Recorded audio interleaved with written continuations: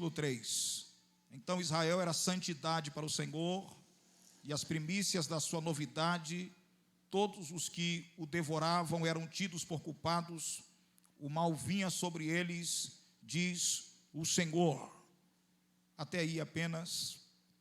Senhor Deus, eu te glorifico e lhe bendigo e lhe cultuo, porque o Senhor conosco está, porque a sua graça tem sido liberada, porque a presença do seu Santo Espírito tem sido notável em nosso meio, e nós pedimos que o Senhor continue conosco agora, quando falaremos, Senhor Deus, através de sua palavra, no nome de Jesus, amém.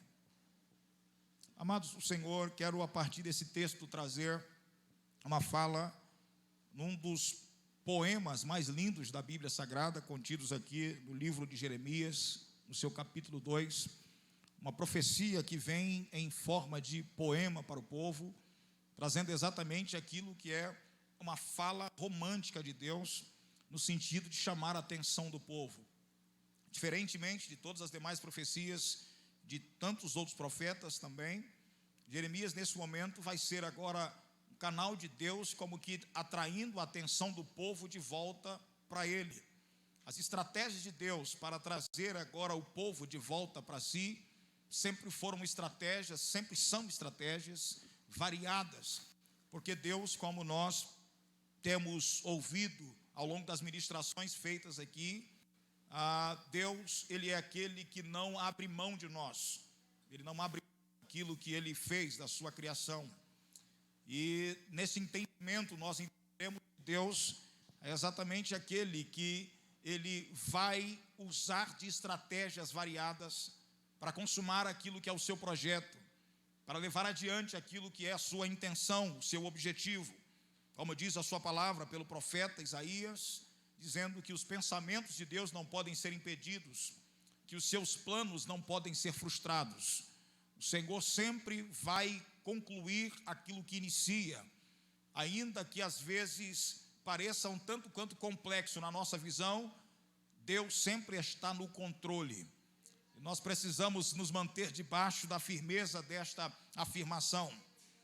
Caminhando já dentro deste texto do capítulo 2, você percebe exatamente esta fala romântica de Deus para com o povo, dizendo exatamente sobre uma lembrança, como agora um noivo ou sobre agora um marido apaixonado. Marido que agora traz em sua recordação sobre aquilo que era um tempo agora de amor inicial, daquilo que nós vamos chamar de primeiro amor. Lembrando agora daquela época das flores, lembrando da época agora em que se andava juntos. Jeremias vai trazer esta fala, exatamente mostrando exatamente para o povo aquilo que era um relacionamento de que Deus tinha saudade. E por isso inicia dizendo, olha, eu me lembro do tempo em que você, ou do tempo em que você era noivo, ou do tempo que nós éramos noivos, do tempo em que nós andávamos juntos, eu andava e você me seguia. Um tempo agora em que nós trilhávamos agora pela terra ou pelo deserto, no lugar onde não se podia plantar, quando ainda tu não plantavas. Ele está dizendo exatamente sobre agora uma condição de relacionamento que passa por um começo muito explosivo. Talvez a maioria dos que me ouvem aqui entendem perfeitamente o que é isso.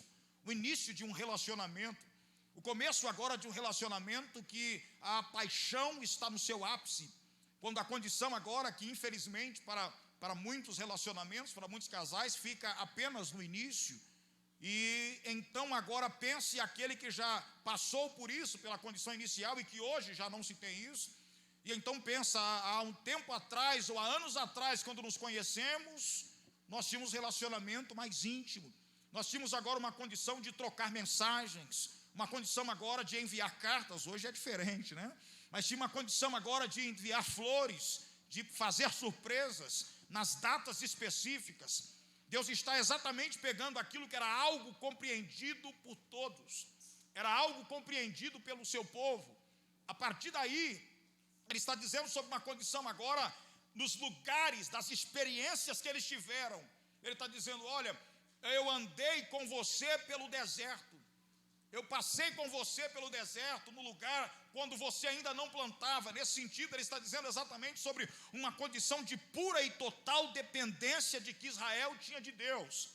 Essa narrativa de Deus, ele está colocando de uma forma poética tudo aquilo que aconteceu desde a extração do povo dele lá do Egito. Ele está dizendo exatamente de forma romântica aquilo que é a saída deles lá, a condição agora de ele provendo tudo. Ao longo do texto desta história, que vai terminar lá no capítulo 4, vai ser exatamente aquilo que é uma fala de Deus mostrando isso, Deus dizendo: olha, nós éramos íntimos quando eu tirei você de lá, nós éramos próximos quando eu arranquei você do Egito, nós éramos próximos, eu agora trazia alimento para você, eu trazia agora para você livramento. Enquanto as pragas desciam sobre o Egito, você foi preservado na terra de Gósen e nada lhe aconteceu. Você foi preservado pela condição agora de andar pelo deserto afora sem se ferir. E mesmo quando a condição de pecado os levava a ter alguma doença, alguma peste, eu proporcionava livramento.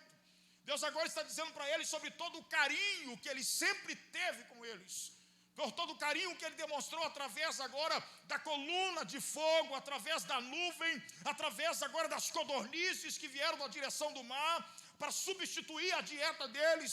Deus está falando sobre uma condição variada de demonstrações que ele teve, a ponto de que um dia o Senhor diz assim: Moisés, eu não quero ter uma intermediação, eu não quero que você fale com o povo por mim, eu quero que eles venham até mim, para que eu agora possa me manifestar a eles, coisa que o povo rejeitou. Mas o que Deus está mostrando é exatamente aquilo que era a intenção dele, ou sobre tudo aquilo que era a parte inicial desse romance. E por que Deus está falando isso? Deus está falando isso exatamente porque o que vem a seguir é exatamente agora um Deus dizendo, ratificando aquilo que ele diz no começo. Ele diz assim: olha, eu tenho apenas lembrança disso. Ele está dizendo: eu tenho lembrança, porque na verdade vocês não são como antes. Eu tenho lembrança porque o nosso relacionamento agora modificou. Imagine agora aquela fase do romance que vai embora, e o que se tem agora é aquela briga, aquela discussão em que se chama a atenção o tempo todo. Imagine isso, um tipo de relacionamento desgastante. É sobre isso que Deus está falando. Ele está dizendo: olha, o nosso relacionamento agora é diferente, porque agora eu preciso ficar chamando a atenção de vocês.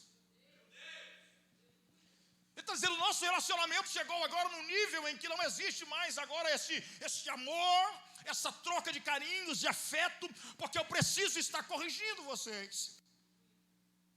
Mas o intuito de Deus não é agora acusá-los ou afligi-los, como colocando numa situação agora em que não há jeito. Deus está dizendo para eles, a princípio, é que, olha, vocês também precisam lembrar como eu lembro.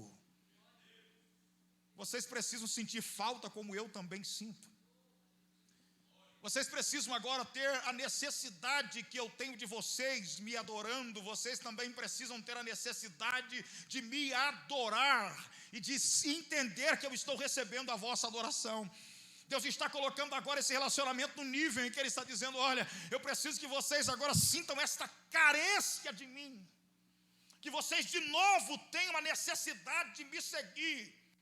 A Bíblia diz, no livro do Gênesis, que diante de um cenário de muito pecado, onde as pessoas agora estavam totalmente contaminadas pelos seus próprios desejos, casavam, davam-se em casamentos, uma série de orgias, de pecados em que as pessoas se afastavam daquilo que era o sentido da criação, que era feita para adorar a Deus, para cultuar a Deus. A Bíblia diz exatamente que nesse cenário há um homem que, diferente de todos os demais, ele anda com Deus, e tão apaixonante foi isso, eu colocando a alegoria no pensamento de Deus, tão apaixonante foi isso, que esse homem agora, por andar com Deus, foi recolhido, sumiu, e ninguém nunca mais o viu, porque ele foi levado a Deus, como corrobora o texto da carta aos Hebreus. No meio de tantas pessoas alienadas da presença, da condição de adoração, um homem andou com Deus, e não há muitos versículos, não há nada mais dizendo sobre ele, só diz assim: Enoque andou com Deus e nunca mais foi visto por ninguém, porque foi trasladado. Eu acho interessante esse texto, e para mim é um dos mais lindos da Bíblia Sagrada, porque fala exatamente dessa condição de relacionamento com Deus. O seu relacionamento com Deus, o nível de relacionamento que você tem com Deus, faz com que Deus agora precise tirar você daqui. E daí você já começa a caminhar comigo para uma ideia que eu sei que pelo menos deve ter passado na tua mente aí. Porque Deus um dia vai retirar a sua igreja da terra. É porque Deus vai ficar tão apaixonado por esse povo, que se lembra daquilo que Ele fez, do sangue derramado na cruz do Calvário, de uma condição de relacionamento intenso com Ele, que Ele olha assim e diz assim: peraí, eu não aguento mais. É por isso que a carta apocalíptica diz assim: o Espírito e a noiva dizem: vem. Ora vem, Senhor Jesus. É uma troca de sentimentos. Mas talvez eu esteja falando para alguém frio aqui esta noite. Talvez eu esteja falando para alguém que está num relacionamento frio com Deus faz tempo. Talvez eu esteja pregando para alguém que ele está ouvindo isso aqui e está dizendo: olha, eu nem consigo me lembrar de como era antes. Porque na verdade você se deixou agora consumir pelas coisas. E olhe bem, antes de declarar um pouco mais sobre isso, eu quero que você veja exatamente o que vai acontecer. Porque talvez para esse grupo de pessoas seja isso que as levou a ir para longe. O que aconteceu, pastor? Eu vou chamar isso de aquilo que parece ser o erro de Deus. Parece, porque Deus não erra. O que acontece? Deus pega este povo, isso vai continuar a narrativa, e vai introduzi-los em Canaã. Canaã era a terra prometida, terra que mana leite e mel, que Deus agora tinha preparado para eles, terra que pertencia aos cananeus. Eles vão entrar lá, e quando Deus os insere lá na terra, aí é que acontece o problema. Porque quando estão lá na terra agora, participando agora de tudo que aquela terra tinha. Lembra que essa terra, quando foi vista pelos espias que entraram lá para ver como era a terra, lembra que eles trouxeram agora uma amostra do que tinha na terra, que era agora um cacho de uvas, que era tão grande, as uvas, o cacho, que precisava ser transportado por 2 homens. Era só um pouquinho do que tinha nessa terra. Era uma terra farta, uma terra que não dependia de codornizes vindo na direção do mar. Uma terra que não dependia agora de maná cair do céu. Uma terra que não dependia agora de nenhuma coluna de fogo ou nuvem de fumaça sobre a cabeça deles. Uma terra que não dependia agora da roupa crescer enquanto eles estão andando pelo deserto. Era uma terra agora que tinha tudo nela. O que você está querendo dizer, pastor? Quando eu digo que se parece com o erro de Deus, porque parece que quando esse povo chega lá, a narrativa aqui de Jeremias vai mostrar exatamente que, por ocasião ou por consequência disso, ou por esta condição de o povo estar nessa terra com toda esta fartura, o povo agora esquece quem os levou para lá.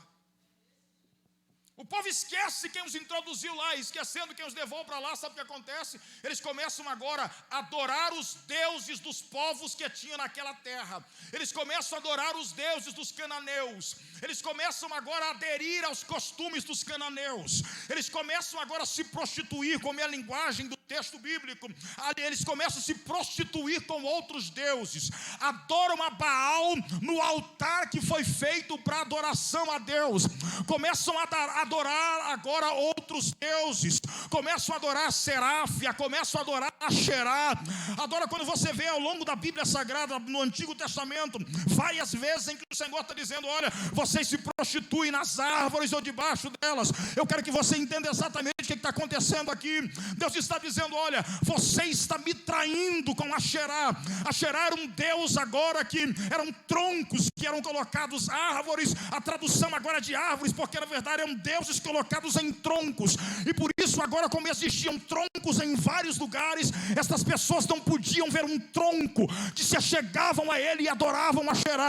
Era uma condição variada em que Deus agora está olhando, está sentindo agora uma repugnância, se sentindo um marido traído pela condição de ver agora o seu povo, a sua noiva, que ele inseriu numa terra, que ele preparou para eles. Esse povo, uma vez inserido lá, começa simplesmente a adorar outros deuses. Você diz: pastor, esse texto está longe de mim. Por que eu não adoro outros deuses? Porque eu não troco meu Deus por nada. Porque Deus para mim é tudo. Será? Porque na verdade talvez você não esteja nesta condição de idolatria, de se prostituir com outros deuses, como o povo estava fazendo, já fazendo uma mescla aqui entre a história e a aplicação prática.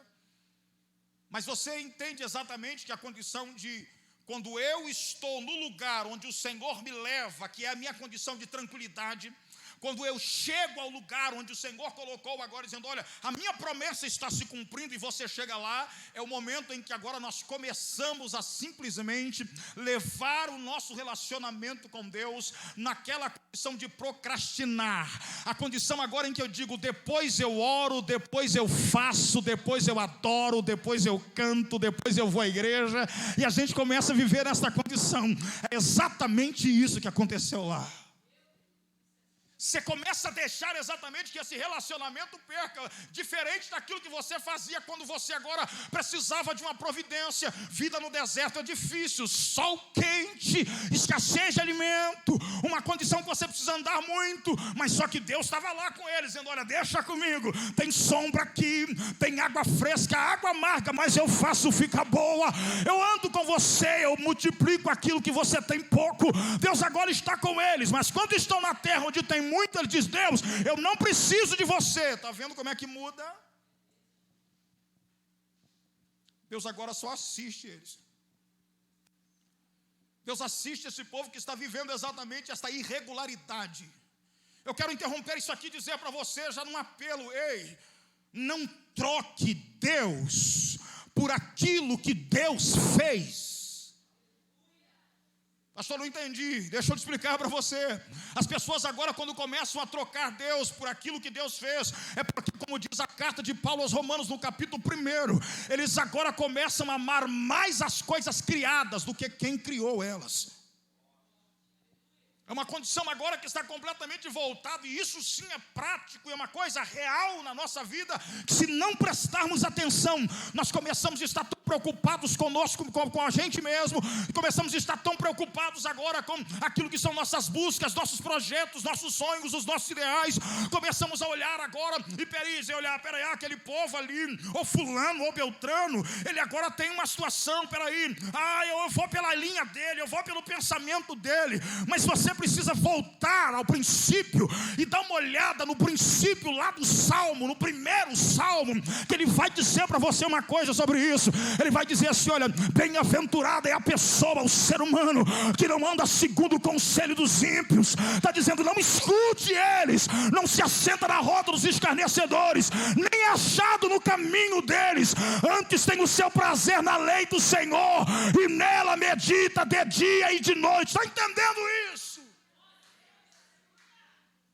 Deus está dizendo, ei, você precisa entender essa visão, esta condição do que Deus está falando, desse relacionamento. E Deus está dizendo assim, ei, estando na terra que eu te inseri, observe que a terra que Deus inseriu eles, é uma terra deles, é uma terra que o Senhor separou para eles, mas aqueles que antes administravam a terra, cananeus, heveus, girgazeus, jebuseus, heveus, eles estão todos lá, e o Senhor deixou eles lá, exatamente agora para testar o seu povo.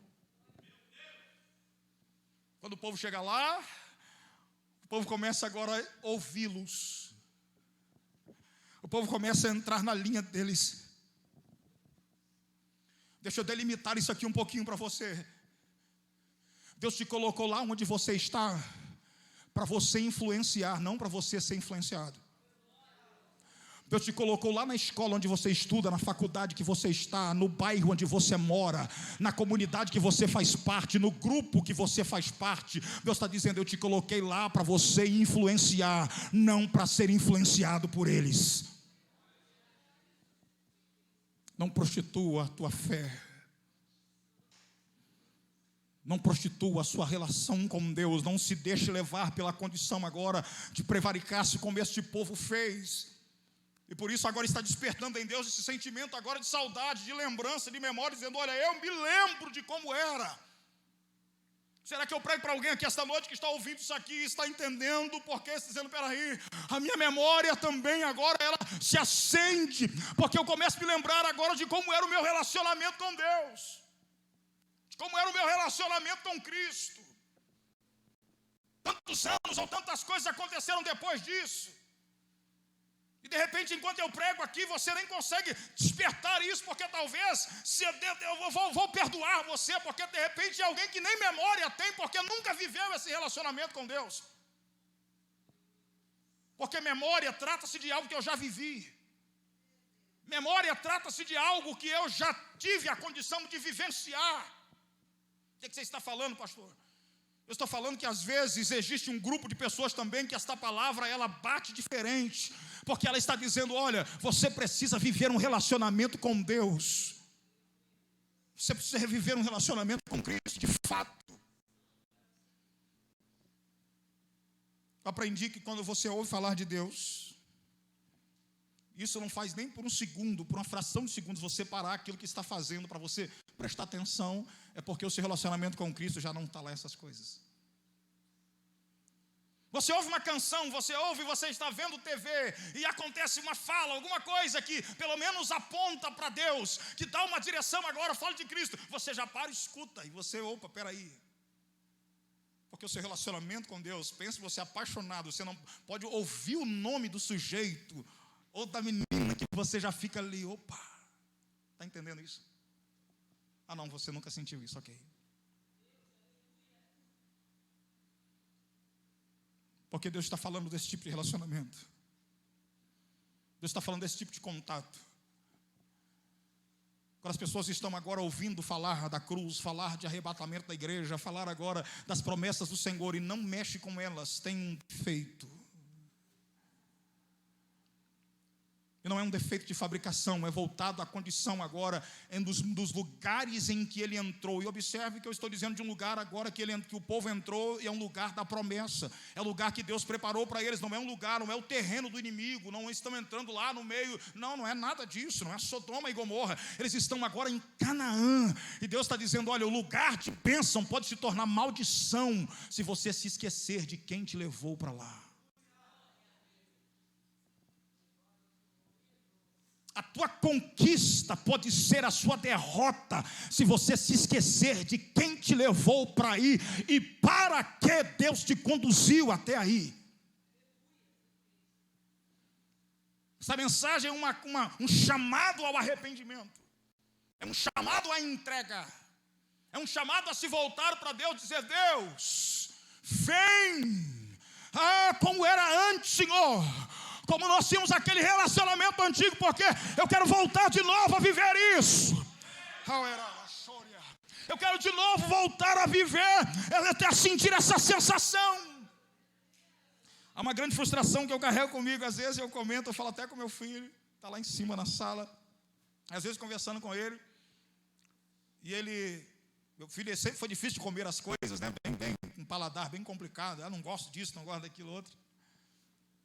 E às vezes tem algo novo, e às vezes uma receita que eu vou fazer, ele diz assim, eu vou experimentar, porque eu falo que você tem que experimentar, senão você nunca vai saber.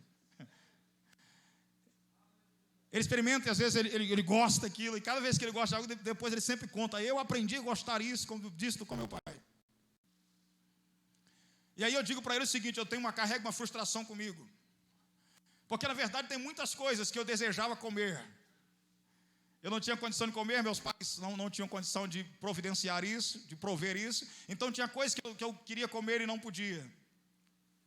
Hoje eu posso escolher, graças a Deus. Mas quando eu como, não é a mesma coisa.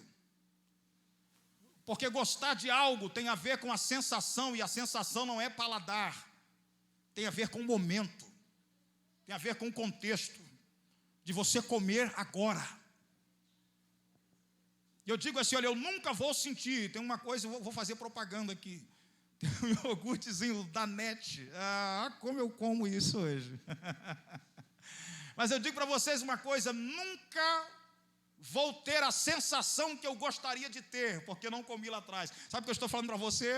Eu estou dizendo para você que Deus está trazendo para você uma realidade, em que Ele está dizendo, ei, eu quero que você sinta isso, num contexto de integralidade. Você não precisa ter frustração, porque Deus está dizendo, ei, eu consigo fazer você viver todo dia algo inédito, algo novo. Comigo é só você me seguir.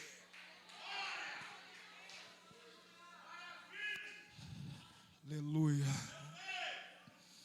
É só você seguir a Deus. Eu não sei o que você está seguindo por aí. Se está seguindo pessoas, se está seguindo ideias, se está seguindo ideologias, se está seguindo aí parâmetros. Eu não sei por onde a sua mente ou você tem andado, mas essa noite Deus está lhe convidando agora a segui-lo, a andar com Ele, de tal modo que Ele não vai ter outra opção a não ser te arrancar dessa terra, a não ser te consumir diante dos olhos daqueles que te perseguem. O Deus do Salmo 91 é seu Deus. Ele está dizendo: more aqui no meu esconderijo.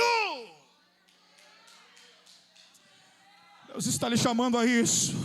Deus está lhe chamando a viver este algo que é muito além de uma sensação. Deus está lhe chamando a viver esse relacionamento com Ele. Talvez eu fale para alguém aqui que já profetizou, sei lá, já orou em línguas estranhas. Eu falo para alguém aqui que já chorou, já orou nos montes, nas madrugadas. Eu falo para alguém aqui que de repente até já perdeu os sentidos enquanto orava debaixo de tanta unção. Alguém que passou a noite chorando não de tristeza, mas de uma alegria inexplicável aqui nessa terra. Eu falo para alguém aqui que já colheu maravilhas de Deus, já viu milagres dentro da sua casa, já viu o prodígio de Deus agora no seu corpo, porque uma doença que o médico diagnosticou, o Senhor curou ela. Falo para pessoas aqui que mesmo no momento de muita dor, de uma perda, conseguiu ainda adorar a Deus, porque sentiu dentro de si uma presença que humanamente não se consegue explicar. E Deus está dizendo para você: ei, não perca isso. Se já sentiu e não sente mais, eu lhe convido a viver isso de novo, a viver essa presença, a viver essa graça. É preciso que os nossos olhos se voltem para Deus. É preciso que os nossos olhos agora se voltem completamente para o Senhor, porque olhar para Deus significa que eu não estou olhando para os outros deuses. Olhar para Deus significa que eu não estou olhando agora para variedades de coisas, de costumes, de realização de outros povos. Eu estou apenas voltado para Deus, estou dizendo: Deus, aquela fala que muitas vezes as pessoas dizem umas para as outras, mas na verdade não tem esse sentido como deve ter para Deus. Eu só tenho olhos para você.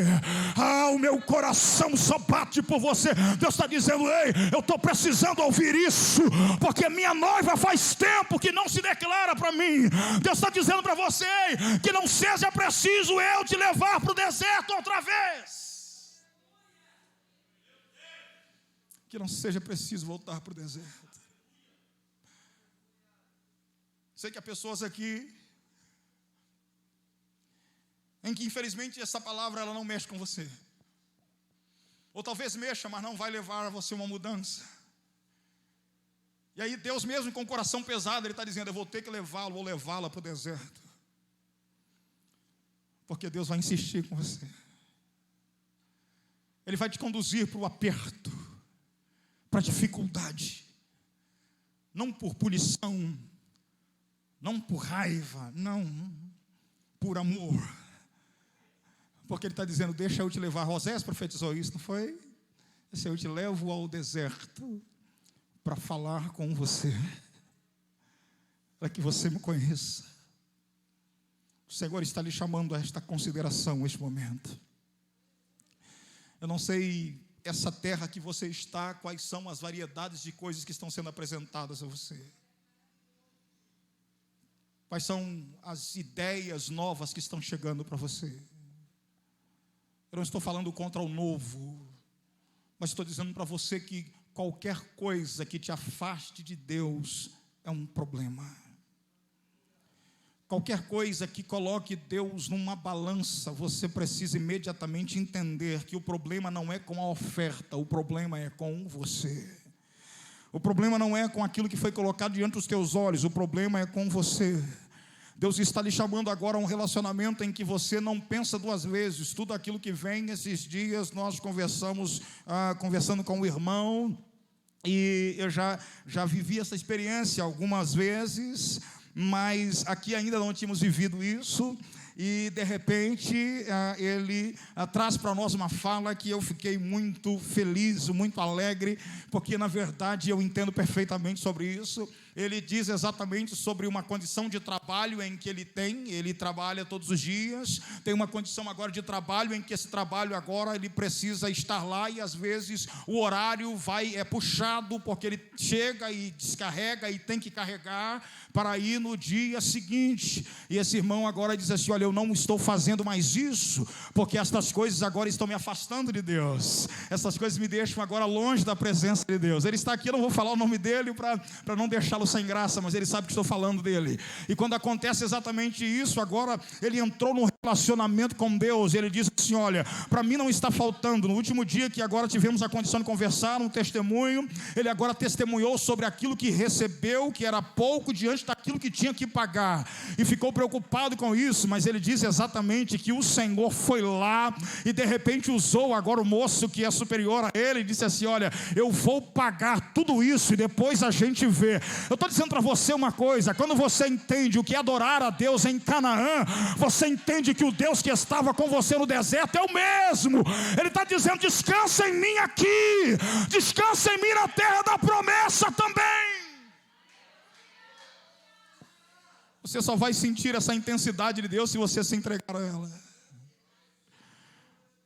Você só vai sentir esse querer de Deus, essa ação de Deus, um Deus que está pronto a abençoar, um Deus que está pronto a... Por isso a sua palavra diz isso, que o olho não viu, o que o ouvido não ouviu, o que não subiu ao coração do homem, é o que está separado, preparado, guardado, ou secretamente pronto, para aqueles que amam a Deus, para aqueles que estão voltados ao seu propósito. Esta mesma palavra que diz: aquele que é poderoso para fazer infinitamente mais além de tudo aquilo que pedimos ou pensamos, segundo o desejo que opera em nós. Você está no lugar da promessa. Você está no lugar da promessa, e esse lugar da promessa é o seu relacionamento. Você está no lugar da promessa, e o lugar da promessa é a sua conquista profissional. Você está no lugar da promessa, e essa promessa é a sua faculdade. Você está no lugar da promessa, e a sua promessa é uma realização de um sonho, de um projeto particular. Deus está dizendo: então não se esqueça de mim. Não se esqueça que eu te levei até isso. Não se esqueça que eu te conduzi até Ele.